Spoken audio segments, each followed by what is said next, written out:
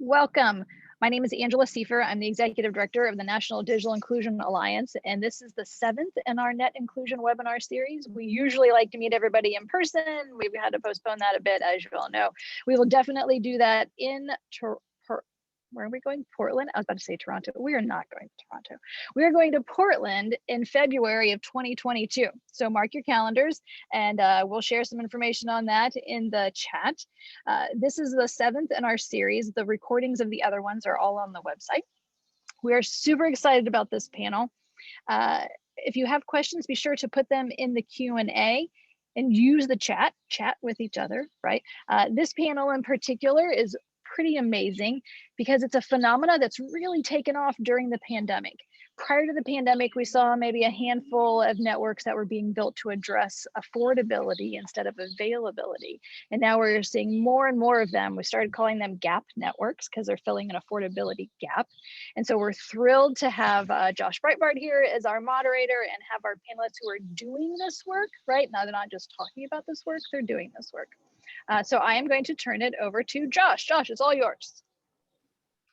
Thank you, Angela. Thank you to everybody at NDIA, all the staff that works behind the scenes to make these webinars possible. It's a great privilege to be part of this conversation today and be a part of this network. So I'm Joshua Breitbart. I'm a Leadership and Government Fellow with Open Society Foundations. As Angela mentioned, we're seeing an increase in directly providing internet service as part of a comprehensive digital inclusion strategy.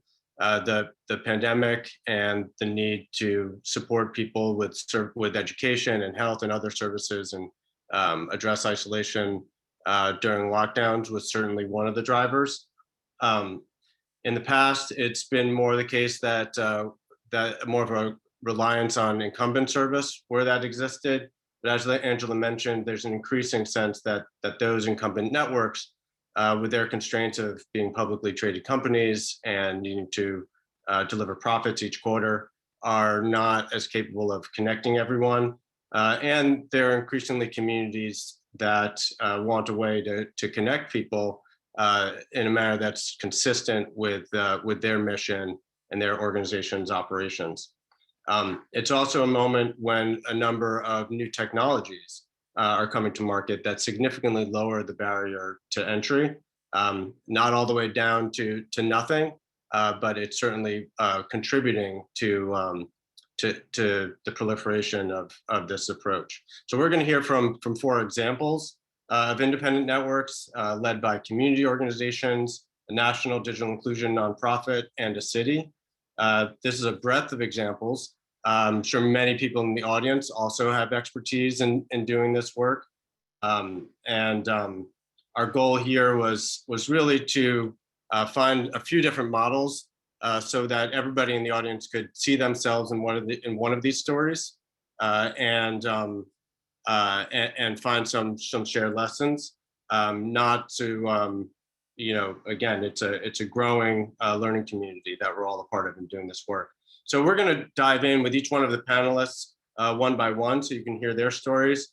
Then I'll pose some questions to try and draw out some of the shared themes. And then lastly, we'll really try to capture the lessons so that you in the audience can understand how you too can build your own broadband network as part of a comprehensive digital inclusion strategy.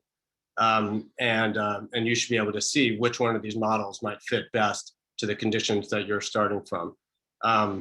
Hopefully the truck will move on from right outside my window as it's doing. So just one note, there may be some technical information. We're certainly gonna try to speak broadly. I think a lot of us, myself included, have sort of learned on the job of doing these kinds of projects.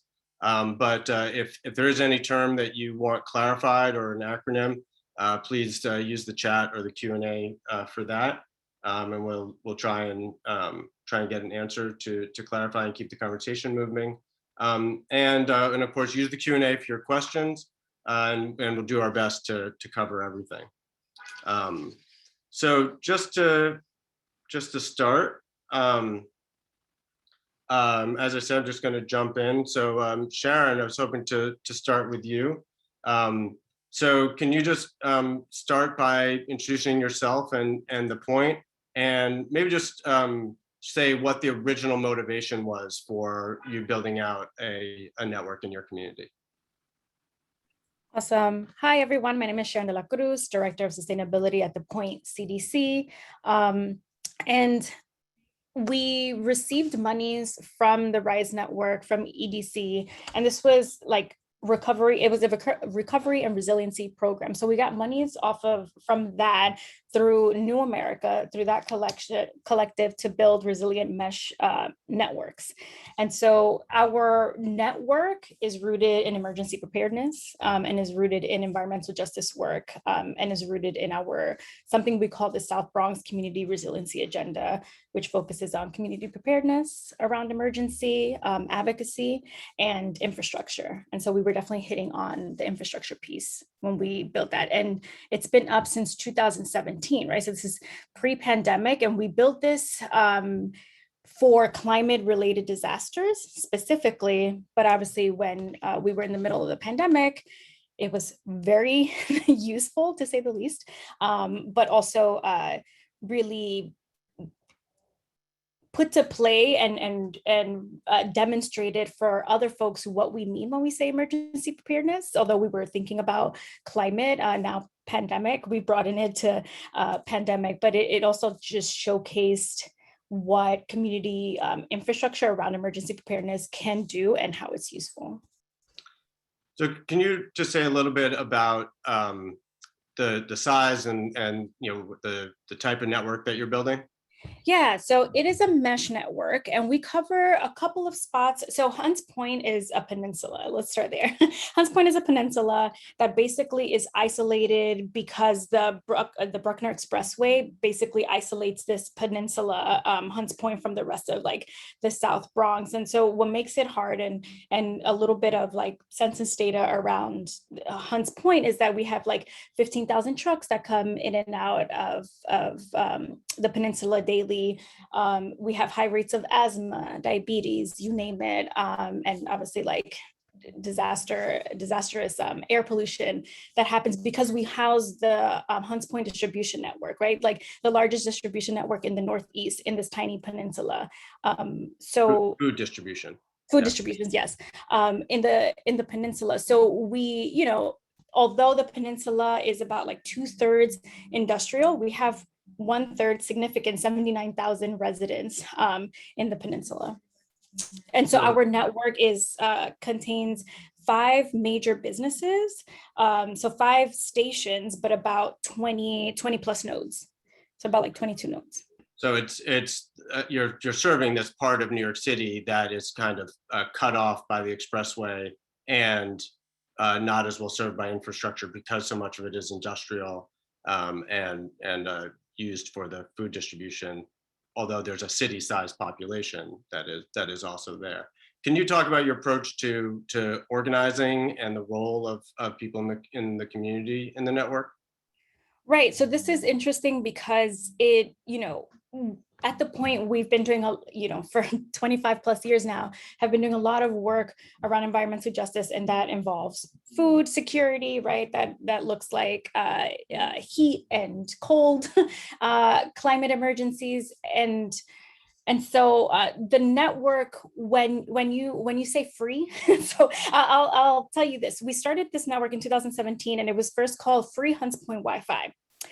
We learned very quickly no one wants something that's called free in their name, because it just comes up with other like implications of like, who's using my data, why is this free, right? Why should I trust this? And also, is it even reliable? What's like something free doesn't work. So we've switched our name to Hunts Point Community Network, which makes a lot more sense because we literally need community to keep strengthening the network and to maintain the network. So it just also made sense to switch the name, but that comes with like a heavy load and trust, right? Because you're talking about a neighborhood that's been marginalized, historically marginalized for years. And so when you say something like free, they're not, those connotations come up of like, who are you serving? Who are you trying to exploit? So throughout 2017 until now, it's been a lot of organizing with community and being very transparent about like, what is the data we're collecting versus the data that we are not collecting, which is we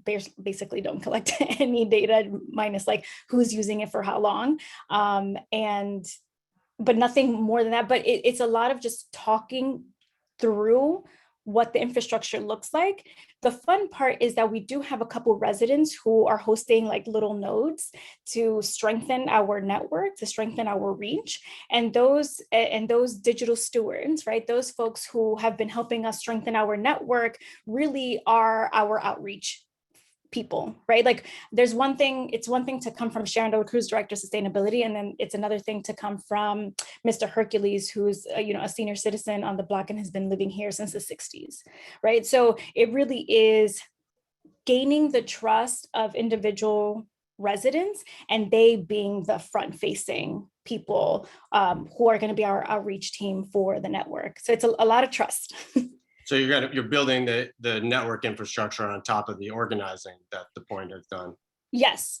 And that's one in one. Like that is not separate at all. And that means that it's a little slower. It doesn't have to be super slow, but it's a little slower because you want people to really understand the technology. And if you don't think of yourself as technology savvy, right, you'll say, oh, no, that's not for me. But what we've been doing with our digital stewardship workshops is really saying, no, this is for you, right? Technology is for you. And like we can demystify the internet and how much you pay for it and basically your relationship with communication.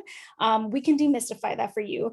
And then on top of that, we can, offer some reliable, really awesome network. So it's definitely a one-to-one relationship, and it is about full transparency in a couple of ways, not just in like language transparency, but like translation transparency, and then also a check-in, right? Like that, it's part of our outreach strategy for sure. And the point has been in the community for a long time. Yeah, 25 plus years fighting the good fight in Hunts Point, and yeah. And can you just say, what do you feel like is the impact that you want to have consistent with that 25-year mission of building out this network? Yeah, so it was really important. And again, as part of the South Bronx community resiliency agenda, we're really looking at infrastructure. What does community-owned infrastructure look like and feel like for a place like Hunts Point that's, in the past,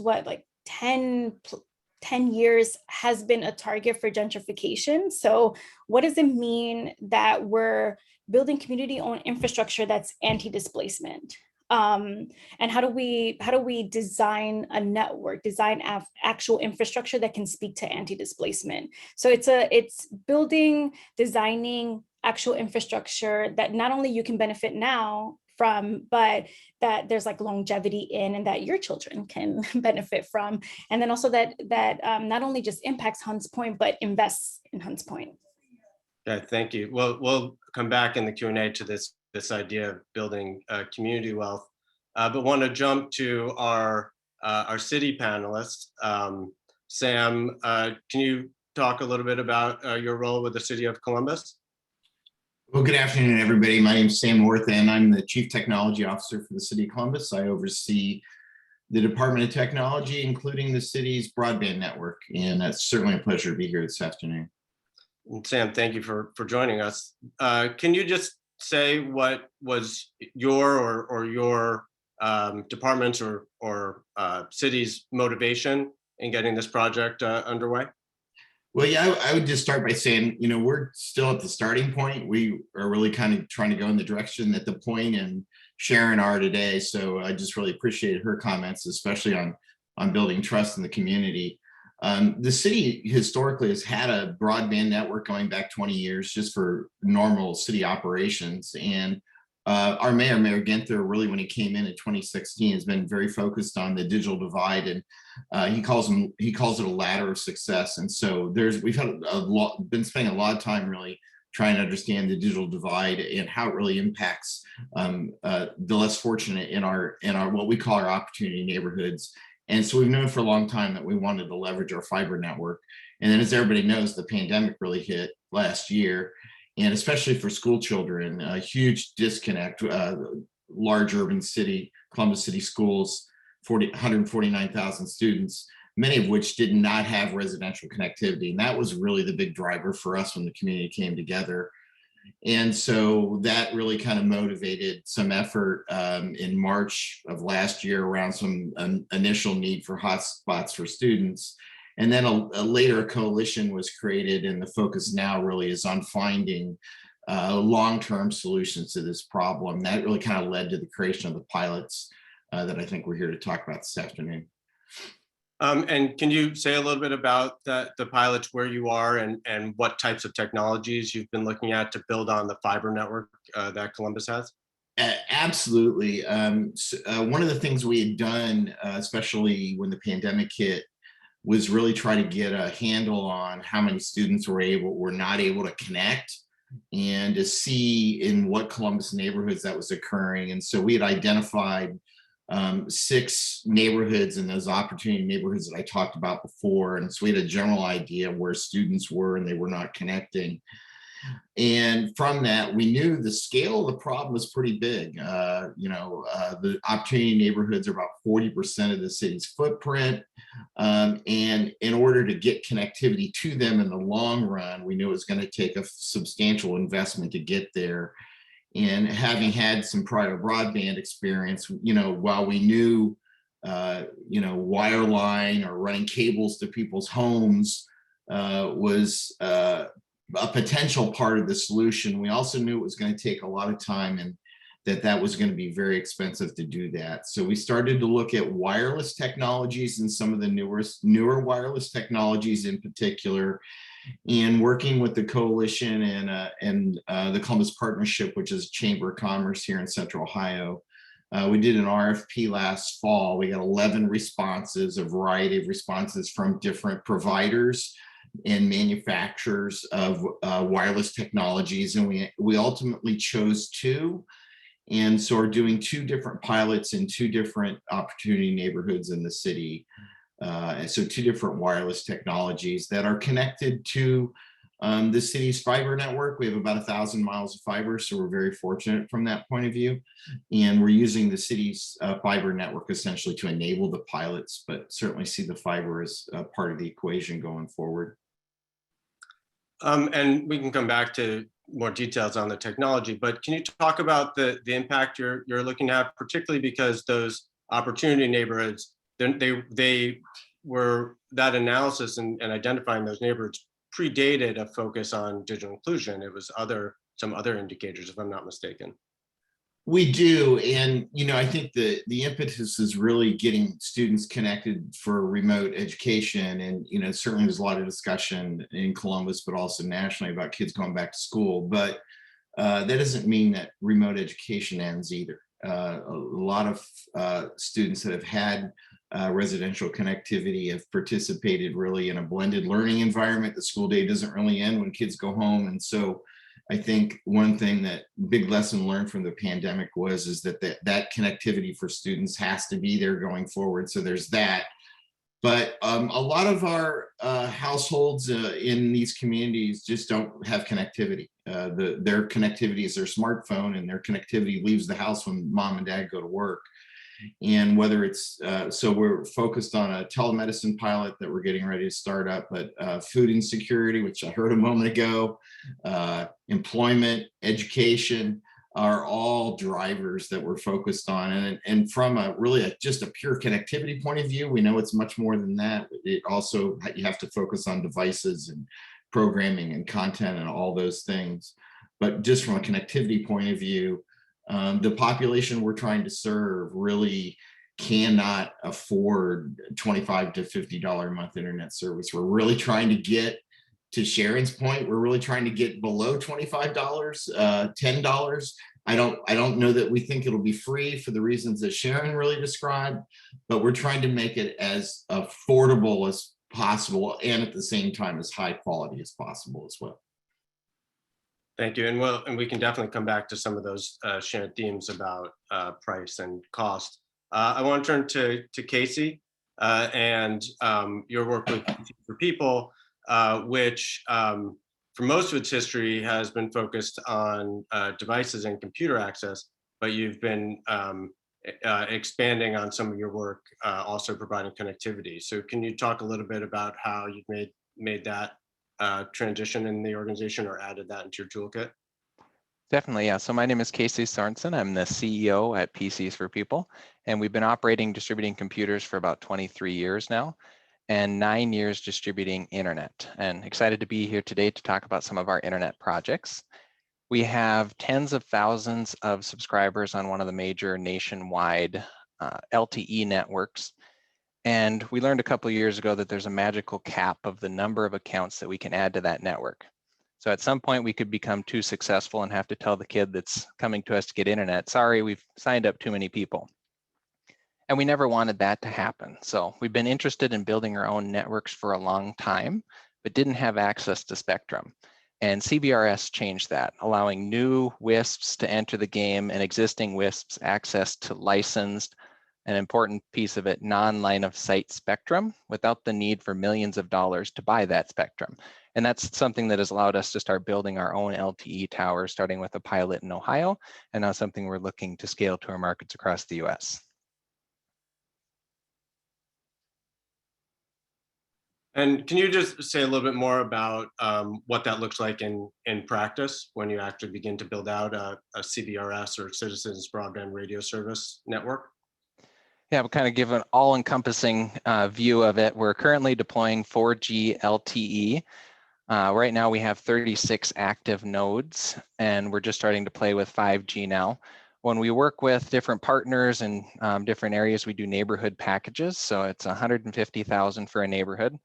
That includes 3 towers. Each tower has 2 nodes and 4 antennas. So that tower has a 360-degree coverage in about a 2-mile circle and has capacity for 400 users.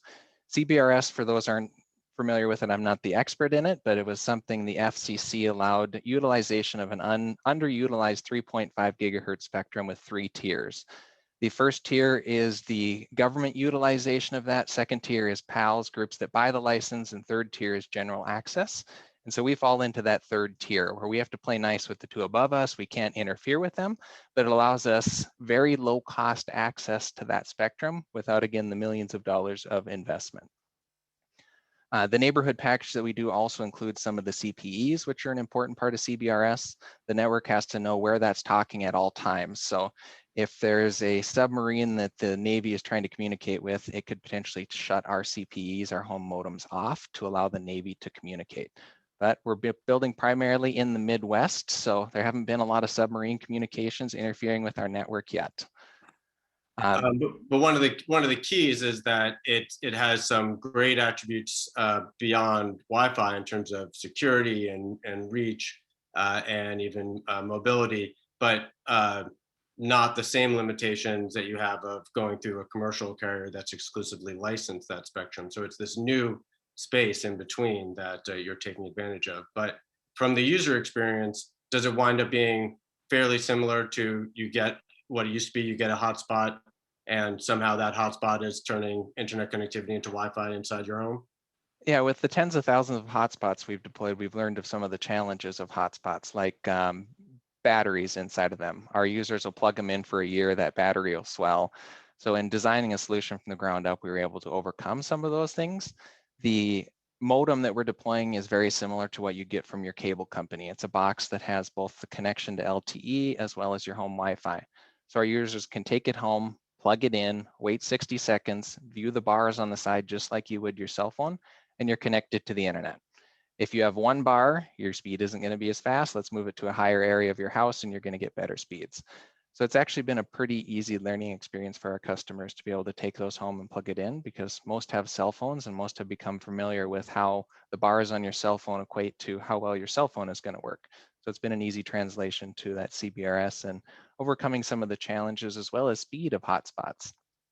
Designing and deploying our own network where we have 50/10 speeds that our users are guaranteed to have up to that on our network, whereas the hotspots we deploy, it might be 12 megs, so about 5 times faster and an easier process for our customers. Most of them with hotspots, about 80%, are just looking for home internet anyway, so this is a solution that works well for them. And it also before you were paying for each hotspot connection incrementally. This creates more of an opportunity to like save money for each marginal connection, I suppose. It does, but fiber is a huge part of the equation. So do you have one fiber backhaul to each tower, or you're doing wireless unlicensed or licensed between towers? And that's some of the learning curve with doing this, as well as relationship development. If we're paying market rate for a fiber lease, that can take half the revenue of a tower. So I mentioned 400 subscribers, $15 a month. You can do some math there of what a market rate fiber lease would call. So we've been seeking reduced cost setups, negotiating with providers, exploring dark fiber, talking with cities, talking with states. There's a lot of fiber out there and some legwork and relationship development. We've been able to reduce some of those costs, as well as do wireless backhauls between the towers to limit that fiber lease overhead to deploying this. Well, and then that's definitely a theme that we'll come back to.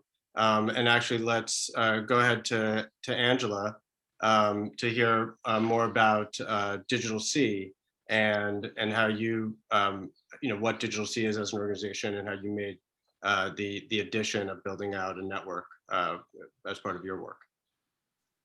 Okay, so good afternoon. Angela Bennett with Digital C, and we've been in the digital device space since 2003 with our predecessor, One Cleveland.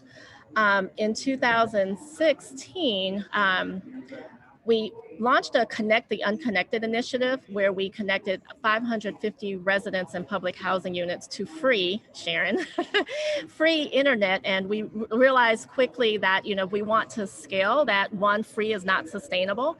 And there's just a lot of issues with free.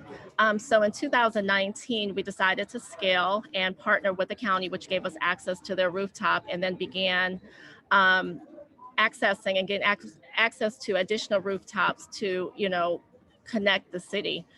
So Cleveland, during the pandemic, that was in fall of 2019, we started connecting and building out our infrastructure, and then the pandemic hit. And of course, it became a how quickly can you connect? And so, when the pandemic hit, we had about 80 households connected. With trust in the community, we're literally working the same, right? Trust in the community being important. We engaged a group of college students who came home because of the pandemic, and they actually were from the neighborhoods. And they too had experienced the digital divide. And so they were basically our face for the community. And so they grew our subscribers from 80 in March to over 800 by the end of the year. And that required a lot of on the ground work of canvassing neighborhoods, going to community events, having one-on-ones. So, the acquisition costs, of course, are much higher, but that's really what it requires when you're working in, our communities. And can you say a little bit about any of the technology that you're using or your approach to that? Yeah, so Cleveland is known as the forest city. So we have a lot of tree coverage. So because of that, we've had to employ multiple types of technology in order to connect the households, from the line of sight on top of tall vertical assets, which because of the tree coverage limits some of our access to millimeter wave, which millimeter wave able to deliver 100 minutes to households, which has been extremely beneficial, in households that have multiple children. So you're not trying to choose which child is going to actually, participate in remote learning today.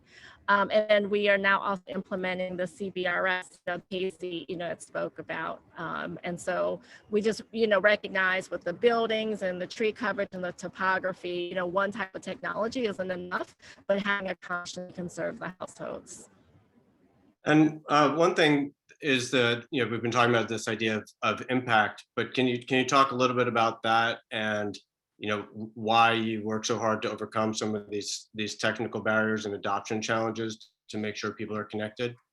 Yeah, so just to give some data, so in June of 2020, Cleveland was ranked the worst connected major city in the country. At the same time we, received that ranking, we were also ranked as the highest poverty, right?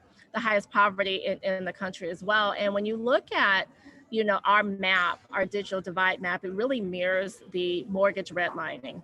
So with that, all of the resources, you're talking historically disinvested, you know, communities.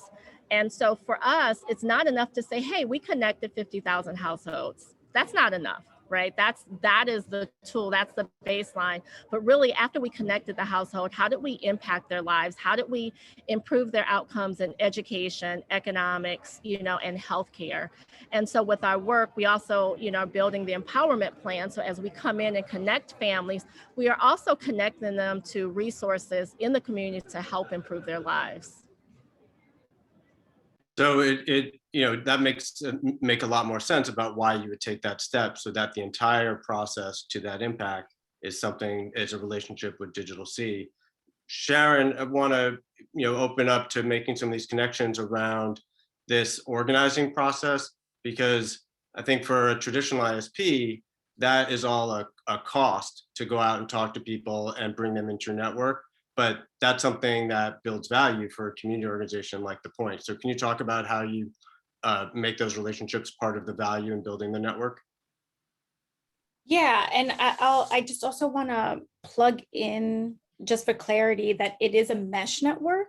And so although we are, yes, a big chunk of the network is providing free internet, it is also, you know, in case there is an emergency, we can still communicate with each other. So I just wanted to clarify that as well, that yes, we're, you know, deploying internet, but we're also making sure that in case of another emergency, people can literally just connect. Even if a Verizon tower or a T-Mobile tower goes down, you can still connect with your people if you're in the network. So just to clarify that. And I guess like our organization, you know, if basically what we do is a leadership development around like our environmental justice work, and we can't, you know, we do not pretend, or like I definitely do not pretend to be the face of Hunts Point, right? Like all of our infrastructure and campaigns are really rooted in getting residents to really design a network, a campaign that suits them, that makes sense to them, and not trying. And so a lot of it is basically like what we do organically is like human-centered design work in our campaigns. I don't know if we necessarily call it that, but we do that work. And a lot of it is not just surveying community, but bringing them in as leaders, right? Like as digital stewards, as people who maintain the network, to build up that culture that you can own this infrastructure. And not only can you own it, but own it, you know exactly what to do and how to do it in case, you know, because a lot of this, or I think a lot of what happens when we talk about internet is like, it becomes this like abstract thing. Whereas I think the panelists here know like how physical it is, right? And so for us, it really is having our residents and digital stewards really understand the physical aspect of the network, and that they are the folks who are maintaining, they are our outreach people, and that we just provide the platform and the funds, right? We do some of the dirty work in the back on like getting money and infrastructure, right? But this is supposed to be your network. This is not supposed to be the Point's network. You know, if I piggyback on what Sharon is saying, you know, so often in our communities, people come to our communities and they do it to us. And we are never part of the solution, right? We're always told what's going to happen. And that's the reason why Digital C named its initiative Empower CLE, because it's about empowering the community, because we have strengths in our neighborhoods. We have strengths in our people, and it's about tapping those strengths and empowering them with the resources and that framework and that support so that they are empowered to change their lives and improve their outcomes. And you know, I want to definitely come back to that idea of again, community wealth creation, but just staying on some of the practical aspects of a second. Building the network also requires access to buildings, and you know what's called in the industry sometimes just vertical assets. But a different process if you're, you know, a cell company or if you're a community organization. Angela, can you talk to that a little bit, and then Casey, I'd love to hear your perspective on it. Yeah, so we're very fortunate in Cleveland that we have great partners, both public and private. And so what they've essentially done is they've donated their rooftops to us. If we had to pay for that, I mean, there would be no way we could deliver it in any affordable way. So, we deliver, up to 50 megs for less than $20 a month. And then even with that, we apply for various subsidies because we know that $20 a month can be a lot for some households. And so, what we make sure that we do is we're very transparent with our building partners and, providing them with information ahead of time. Here's information about the equipment, making sure that they're added as, additional, named insured on our policies, and making sure that, we have the engineering drawings and things to make sure so they know that we are taking every step to protect their interests and, of course, not penetrate rooftops. That's a huge, warranty breach risk that you don't want to, place our partners in. And so we're just very fortunate that they have essentially $10 a year is what they charge us for the rooftops. Yeah, Casey? Yeah, we have a kind of in general strategy opposite of most ISPs. We're looking to build in low-income areas as well as rural and urban internet deserts. And the internet deserts can be interesting for impact. And East Cleveland is one example where the fastest speeds for a local ISP, if a resident wanted to get internet, was 3 meg DSL. And by deploying our LTE to residents, they now have 50/10 service, or a 1,500% increase in what they could get before. And that's something that's not just available for low-income families, but like minority-run businesses now have the opportunity to get that. Even if you're higher income living in that area, that was the fastest speed you can get. And much like Angela said, that's a pitch that we can take to the local corporations, look at the landscape, who has the tallest buildings. University Hospital in Cleveland is one of the taller buildings that can touch that area. And they said, absolutely, we have fiber in our building. We have a tall rooftop. We want to help this neighborhood. We're here to help the people of this neighborhood. Another example is DeGraff, Ohio, which is a farming community. So cornfields as far as you can see. And someone local said they were amazed that a farmer gave up a chunk of their land for a tower for us to broadcast internet during the pandemic. And they said farmers don't give up their land for anything, but they see the importance of internet and school kids and education. And just having those conversations, that farmer was willing to work with us to put up that cell phone tower on their property to get internet out to the school kids living in rural Ohio. So I want to shift a little bit to the choice of wireless technology, Casey, because one of the things when we talked about this that you were thinking about was how to make it a simpler process for the setup at the person's home, and the not just using CBRS, but thinking about the lower power approach that facilitates that. Absolutely. So one thing with CBRS is there's a limitation of how loud that tower can broadcast. So you can buy the Cadillac of equipment that can shoot signal out 7 miles. Under a normal cell phone provider would be able to do that. Under CBRS, they say the power has to be limited, not to interfere with other people that are on CBRS. So you can only broadcast out about 1 mile. For us, it didn't make sense with that 1 mile circle to do truck rolls, do outside installs, because these indoor devices can talk back within a 1 mile circle. So that's been our strategy, is not do any outside antennas, do all indoor modems, just like I said before, like your Comcast cable modem that someone takes home, plugs in, and they're online. And Sam, from a city perspective, when I worked at the city of New York, I used to say it's not double bottom line or triple bottom line, it's millions of bottom lines. And you must be looking at a range of use cases that are potentially supported by this technology. We are, and I think Casey alluded to this before. I mean, beyond the residential connectivity portion and potential outdoor when it's engineered properly, to Casey's point, the other benefits to Citizens Broadband Radio Service from a use case point of view for cities are smart cities and IoT. And so cities are investing in sensor technology to do a variety of things, whether that's transportation management or remote parking meter revenue management, or water utility or power meter management, or crosswalk sensors, or video cameras, or fill in the blanks. There's a lot of investments by cities and governments in sensor technology or IoT.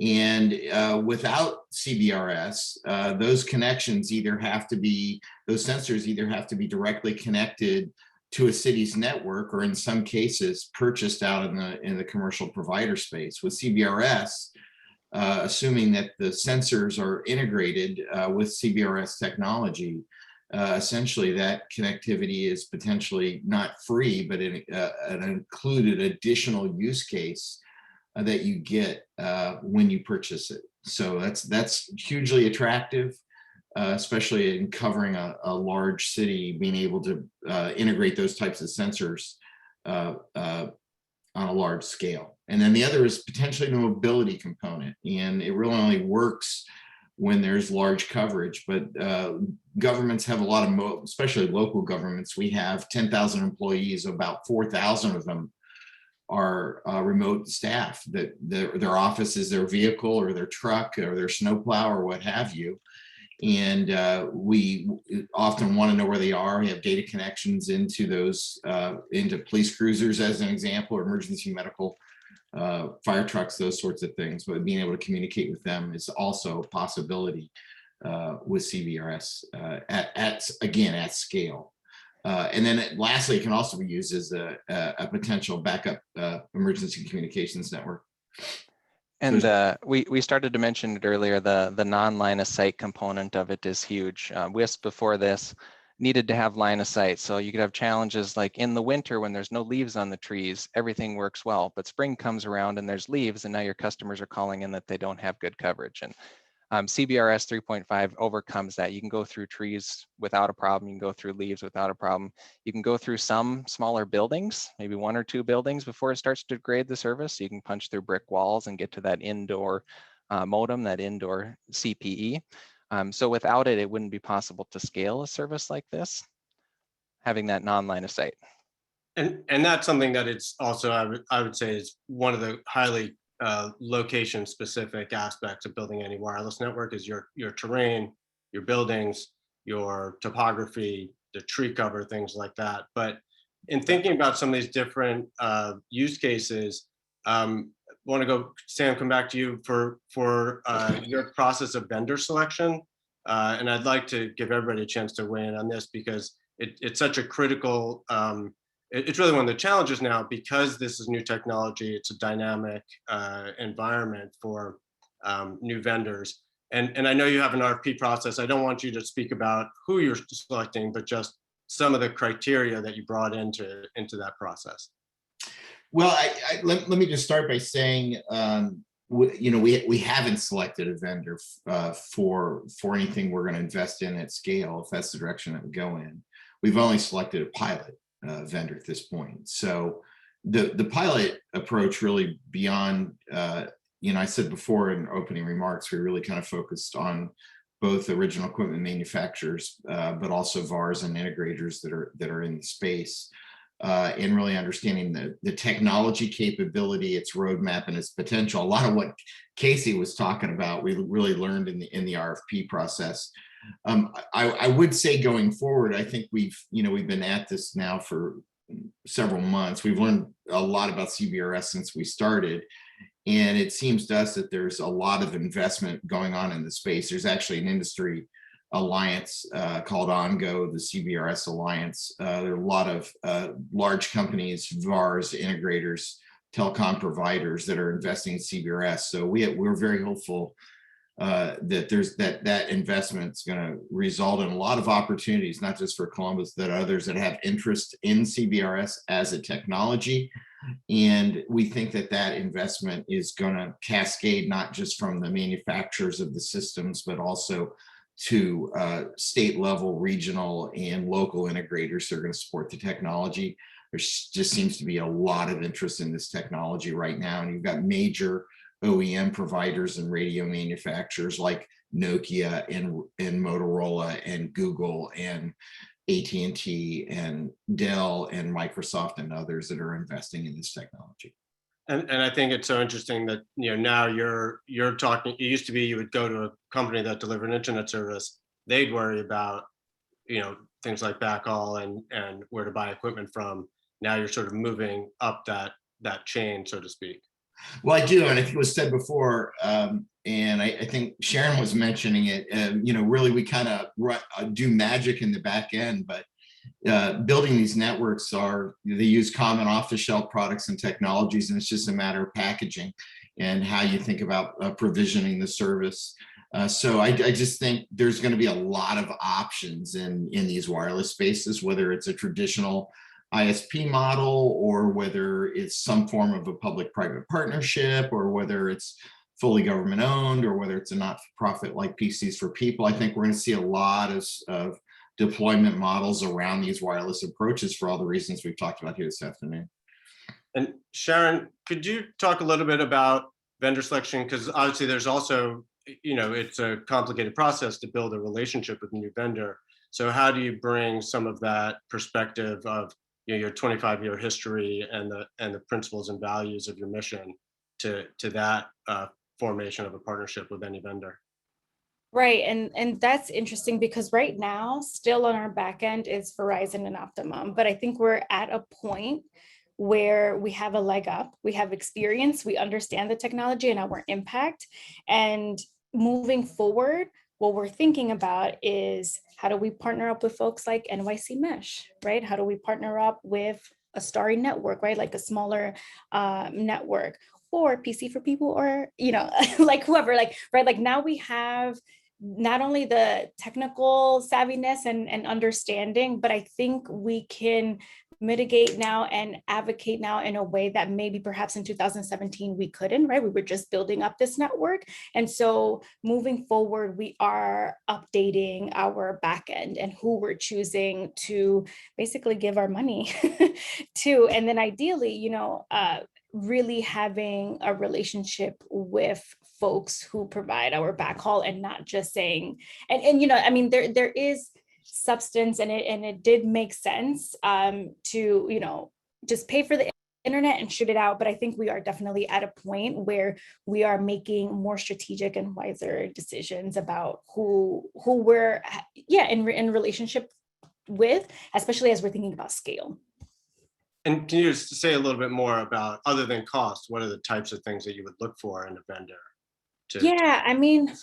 Obviously cost is the big one, but I think it's the download and upload speeds, right? Like just thinking through how do we design a network together that obviously makes sense for their costs as well, and not, I'm not trying to, I think it's really important to think about they are a business as well, but it doesn't mean, and I really liked, I think what Sam was talking to, which is like, disrupting the current model and what it means to actually have partnership with community, and that mesh networks for us, have provided the proof in the pudding to think about how do we disrupt this network. And Josh, we've spoken before, and I kind of like equated it to food and like an organic market, right? When I was growing up, there was like basically no such thing as like organic, affordable food, but you have people power to drive the market in such a way where you could do that now. And I feel the exact same way about internet. It's no longer like, oh, what's just available. There's enough of a pool right now. And, I'll take any silver lining to this pandemic is part of that was really folks thinking through like, oh, I can have a different relationship. I can now choose not only what I want to eat, but how I want to consume internet and where. And so we are definitely thinking through as we move forward, not only who are we in business with, but how perhaps we could literally have a conversation with an ISP provider to think about internet for all in a way that that disrupts the current model, and also that disrupts the model from just like internet as a luxury and more of internet as a utility.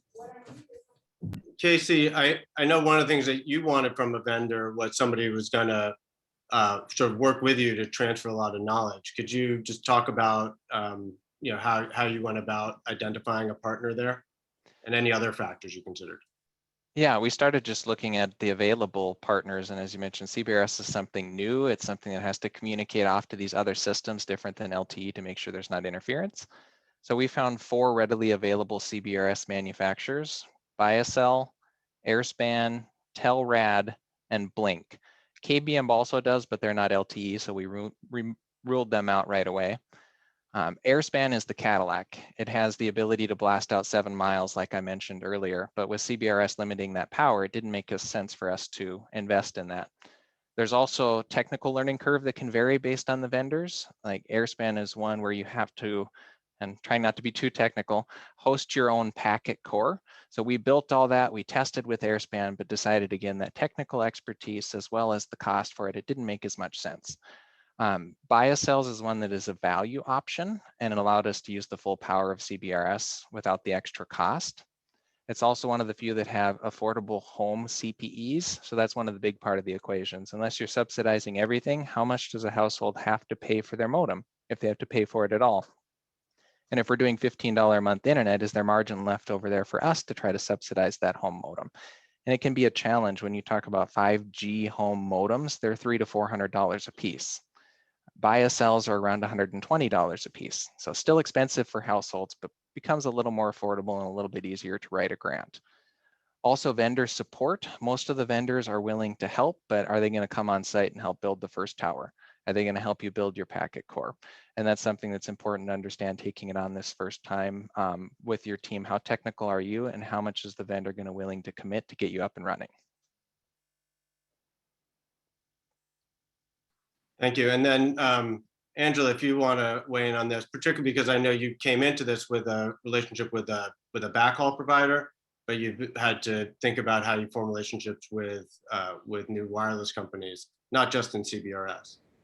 Yeah, so I think all of the factors that, they've shared, but I'll just kind of take one step more as what Casey was talking about with regard to vendor support, because we have to look past the transaction and look, the post-transaction and what type of support are they going to provide. So having those uncomfortable conversations into the what ifs, and how do you have when issues do arise, how will they be there as part of this relationship, this vendor relationship, to provide the support that needs to be there. And then with one of our vendors, we also talked about engaging contractors from the neighborhood as well, because there was work that needed to be done, and how open and amenable, which they were, to not only engaging the contractors, but also transferring that knowledge with the training, so that we're keeping that knowledge base in the community.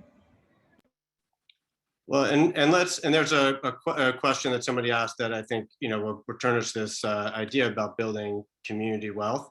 So could you talk about that?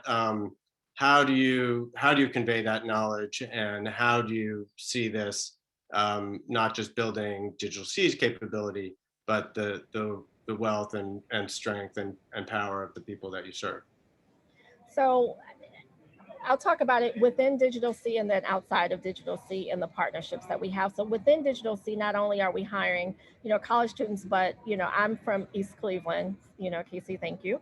I'm from East Cleveland. Most of the people who work for Digital C are from the neighborhoods of Cleveland. And they're in key leadership positions as well. Our community engagement manager, our customer experience manager. And so they are in key positions. That's one piece. It's also engaging contractors so that, representation matters in our community, because those are opportunities when they're coming into the homes to perform installation or performing electrical work on top of the buildings. The community is seeing themselves in the people who are working there. And then with our empowerment piece, it's about empowering the families. We know that to just take education, to achieve educational success, we need to stabilize our families. And so with our empowerment plan, it's to move them from stabilize to strive to thrive. And so it's utilizing the internet as a tool to help them identify meaningful wage opportunities so that they can achieve, economic stability, and hopefully, be able to thrive in our communities. And Sharon, I just want to come back to you, because you talked about the vision for building a network as a strategy for resisting displacement. So can you talk a little bit about what you're thinking in that regard, and what that model of community wealth creation might look like for the point? Yeah, especially given, so at the beginning of the pandemic, there was a group formed mainly based out of the Bronx, and it's a digital inclusion, group. And at first we were meeting basically for like short-term, fast technological needs in regards to the pandemic. But now we quickly started thinking about like long-term. And as I was in more and more tables that thought about like long-term, community models, I was very cognizant, and it's still, I keep bringing it up, the idea that like, I do not want to replicate capitalism. I do not want to be necessarily an ISP provider, a traditional ISP provider rather. And so when we were having these conversations, I was really thinking about community land trusts and perhaps like how we can translate that model into internet. So we started talking about something called like a community internet trust. What does a community internet trust look like and feel like? And we're still working through exactly what that means. But this inspiration and this kind of like idea really has allowed our members and our partners to think through, what is the model? Is it a cooperative? Is it an owner, shared? Is it like, what about and how is it community owned, right? And it's not just like, oh, the point owns it and then the community, designs it, but like really, how are we distributing wealth and how are we building up this infrastructure? And so thinking about also the things like how much money backhaul is, and putting just all of our brains together and the people power together to think through with the community internet trust, how do we build power, not just for like actual infrastructure that costs a lot of money, but also the advocacy, the policy piece as well. So we're thinking about a community internet trust and we're thinking about what that means for how do we scale that for the Bronx and perhaps bring that model or share that model with folks around, especially EJ, environmental justice communities and other underserved communities in the nation. So that's currently what we're working on, which I'm super excited about because it brings that infrastructure piece, right? Like that it hones in the governance piece, but it also really brings or pairs it with the policy, which I'm super excited to keep learning about. And I think that also really speaks to the idea that there's access, there's affordability, but there is another set of questions and values that you're speaking to around the way that capitalism and the history of investment have treated certain communities and what that means for access to this infrastructure. You talked before about the backhaul. I do want to come back to that because it is such a critical component. Sam, can you talk a little bit more about the fiber asset of the city of Columbus and how your wireless strategy ties together with your fiber strategy? Sure. So, I mean, again, we're just very blessed and have been invested in fiber for a long time. And one of the things about it is that it's very dense, which just means there's a lot of it. We have 288 strands of fiber, 144 pairs, and we've been making it available to the community for about the last 4 years as a dark fiber program. But our intention is to dedicate 12 strands, 6 pairs of fiber just for residential broadband connectivity and also for IoT and smart cities. So we have been looking at radio locations and how we can essentially extend the fiber network to use the fiber network as backhaul, as those connections for all the radios back to the internet going forward. And I really appreciate Sharon's comments on community-based ownership. I honestly don't know that we're at a point yet where we've yet figured that out. We know long-term that we don't see the city operating the ISP component of the work. We expect to do that through partnership and through local relationships here in the community. So we'll have to figure that part out. But central to it all is the fiber. And I think Casey mentioned before the amount of fiber that the cost, and we're just, we have to pay to maintain the fiber anyways. We're not looking to really recover our fiber costs in the residential connectivity program, and the reason for that is to keep the costs low. So it's a great asset, but it's not a great asset if it's not used. This is a great use for the fiber from our point of view. And so it's not a sort of an either or wireless or fiber. It's a mixed strategy, and that I think is an important thing for people to keep in mind about the approach to connecting residents. Absolutely. And just a quick follow on, in addition to really focusing on the wireless component, we have a lot of regional partners that are part of our Digital Equity Coalition. So the city, the county, the libraries, the school district, and we have over 400 governmental facilities across the county. And so we're looking at not only extending the fiber just for the ISP residential connectivity, but also to these governmental facilities as a way to help them reduce their costs so they can focus their dollars on programming other things for the community. So looking to take the fiber and actually light a backbone on a regional scale. Goal is to get to 100 gigabit network across the county. So that's part of our residential build out plan.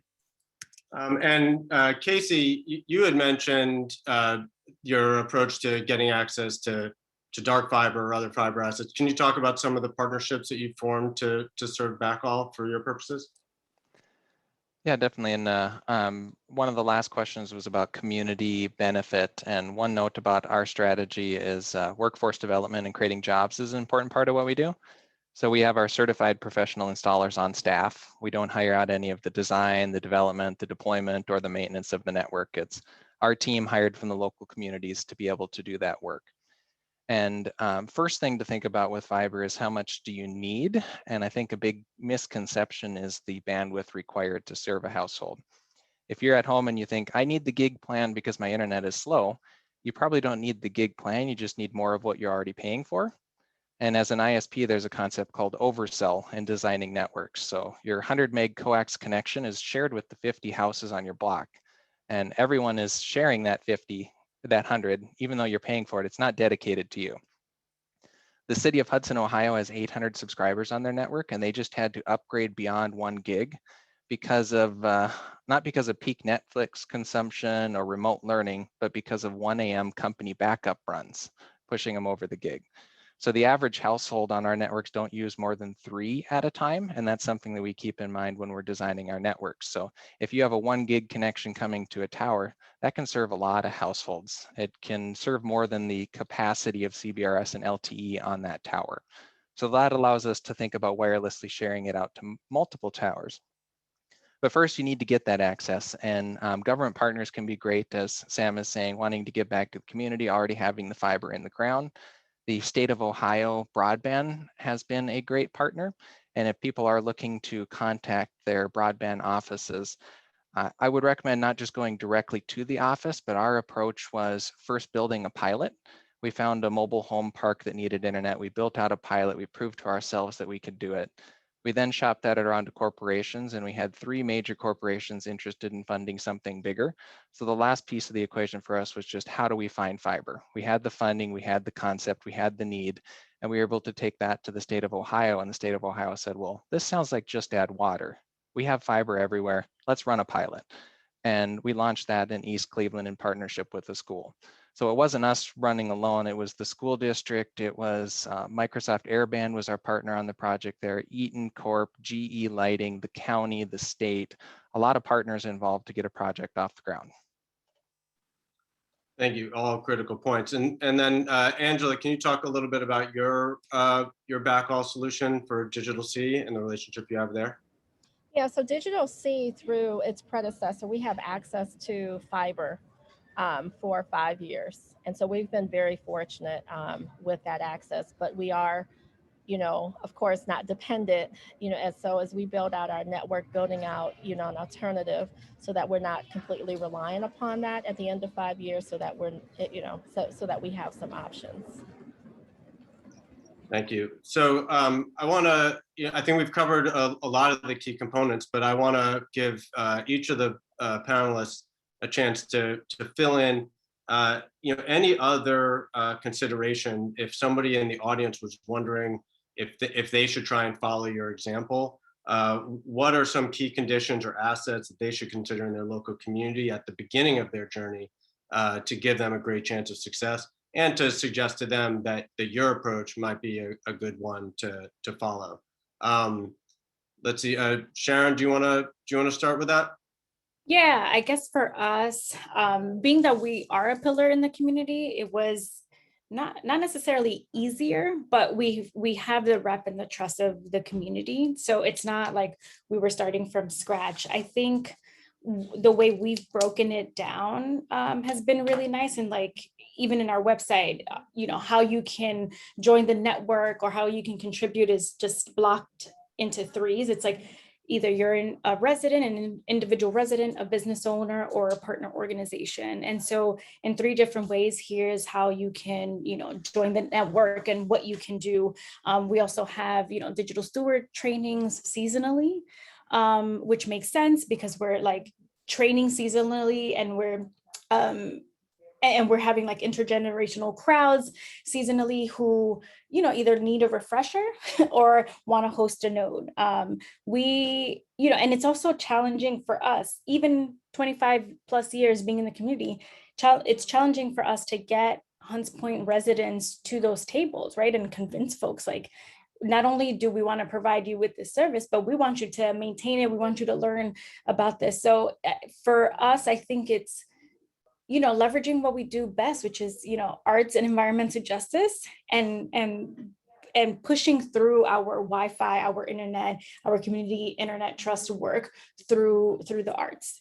And so I think it's more like, what do you do best? I think, which is arts and environmental justice. And that is exactly what this network is rooted in. And it doesn't have to be different, right? And it's not just this other thing. It's like, no, we're funneling it through the environmental justice lens, and we're getting folks in the building to get basic, STEM literacy around the network because of the arts.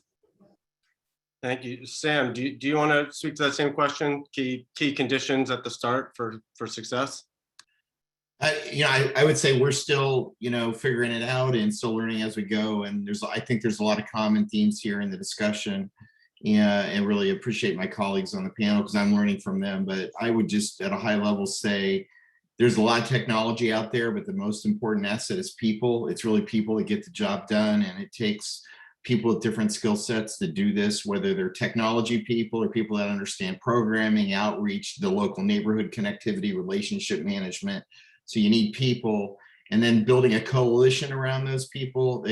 Building a coalition of the willing is really important. This is it's complex work. I won't say it's easy, but there's a lot of options out there, and with the right resources, you can do it.